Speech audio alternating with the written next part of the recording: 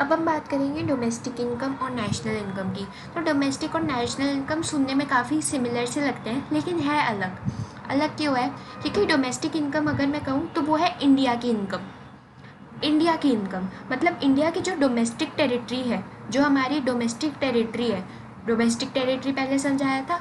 उस domestic territory में चाहे कोई भी पैसा कमाए, नॉर्मल रेजिडेंट हो हमारा या नॉन रेजिडेंट हो, चाहे वो इंडिया का रेजिडेंट भी ना हो, नॉन रेजिडेंट हो इंडिया का, तब भी वो बंदा जो है, उस बंदे की इनकम डोमेस्टिक इनकम का हिस्सा बनेगी। ये है डोमेस्टिक इनकम का कंसेप्ट। नेशनल इनकम का कंसेप्ट है इंडियंस की इनकम।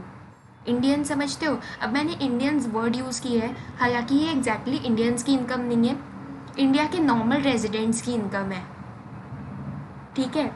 लेकिन इंडियंस इसलिए यूज़ किया है ताकि अगर दिमाग में कन्फ्यूजन हो ना कभी भी, तो सिंपली याद रखो, डोमेस्टिक इनकम इंडिया की इनकम, इंडिया में कोई भी कमाए उसकी इनकम डोमेस्टिक में ही जाएगी। नेशनल इनकम इंडियंस की इनकम, कोई भी इंडिया का नॉर्मल रेजिडेंट, हालांकि नॉर्मल रेजिडेंट ज़रूरी नहीं है कि इंडियन ही हो, इंडियन होता है सिटीजन इंडिया का, नॉर्मल रेजिडेंट होता है जो 1 साल से ज़्यादा के लिए रह रहा हो।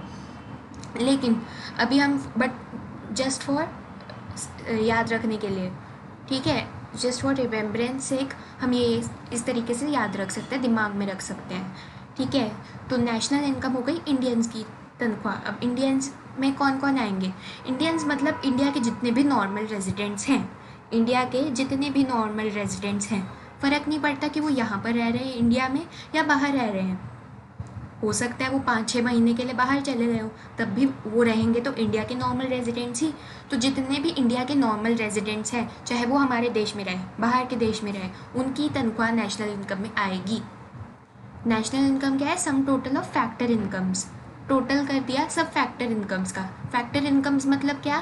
फैक्टर इनकम्स मतलब हम जो फैक्टर सर्विसेज देते हैं, लैंड, लेबर, कैपिटल, एंटरप्रेन्योरशिप, उसके बदले में जो इनकम हम कमाते हैं, लैंड देते हैं, ज़मीन दोगे तो किराया मिलता है, लेबर मेहनत करोगे, काम करोगे तो आपको तनख्वाह मिलती है, कंपेंसेशन जिसको बोलते हैं, कैपिटल दोगे तो आपको इंटरेस्ट मिलेगा, एंटरप्रेन्योरशिप दोगे तो आपको प्रॉफिट मिलता है, ठीक है।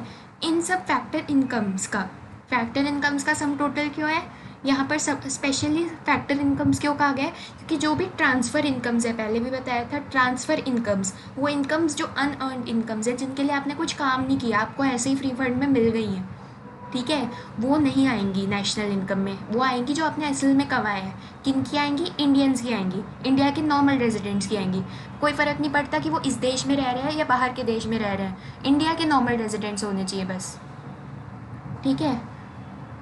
अब बात करेंगे हम डोमेस्टिक इनकम से नेशनल इनकम के कन्वर्ट कैसे करते हैं।